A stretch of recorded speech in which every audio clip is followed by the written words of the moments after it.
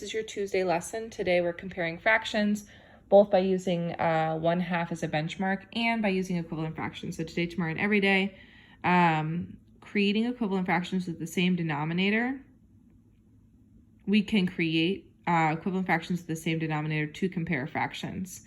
And then the questions that kiddos are going to ask themselves today, I think I changed them up slightly. We want them first asking themselves, what's the best strategy to, first they should ask themselves, are my wholes the same size? What's the best strategy to compare fractions, compare to 1/2 or find equivalent fractions? And which is greater than, less than, or equal to? So this is tomorrow's, but these are the questions I'd actually use because this is missing the are the wholes the same size? Because this is going to be important for the whole week. So I want to do a little bit of thinking out loud with you all. Big problem, knowns and unknowns. So when I get here, the first thing I'm asking myself, 1, are the wholes the same size? My answer is yes, so I'm good to go. 2, what strategy makes the most sense? So let's start with strategy A, which is 1/2. Can I use 1/2 as a benchmark? Is 5/6 greater than, less than, or equal to 1/2? It's greater than, I'll put a GT. Is 7/9, and how do I know? Because 3/6 is 1/2, so 5/6 is 4.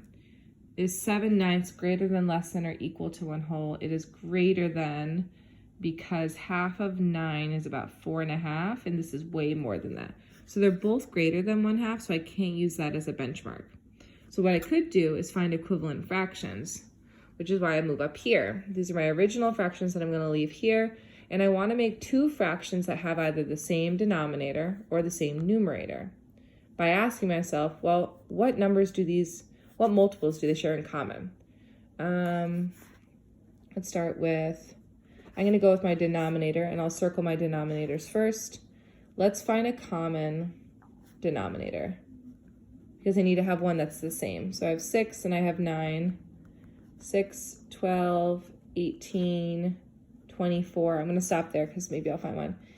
9 plus 9 is 18. Ooh, 18 is a common denominator. Now, many kids are going to see that and then immediately cross this off and change them to 18. That's not equivalent.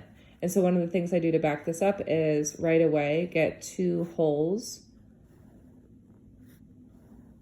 And this is what, Nicole, I've never modeled for you before, and something that I think will be a powerful tool to ensure that they don't just cross out the denominator like they've done in the past.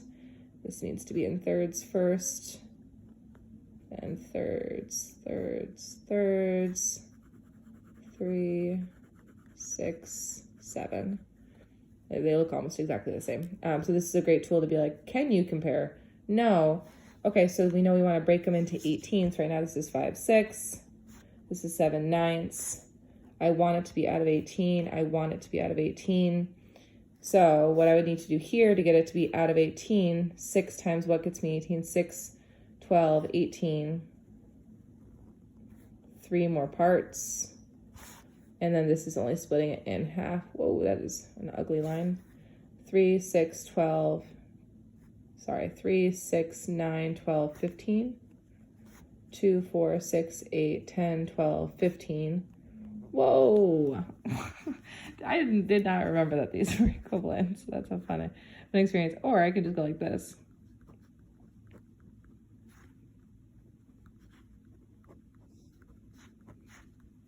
They should see both. I'm so sorry. That is actually not possible. 2, 4, 6, 8, 10, 12, 14. Lord have mercy.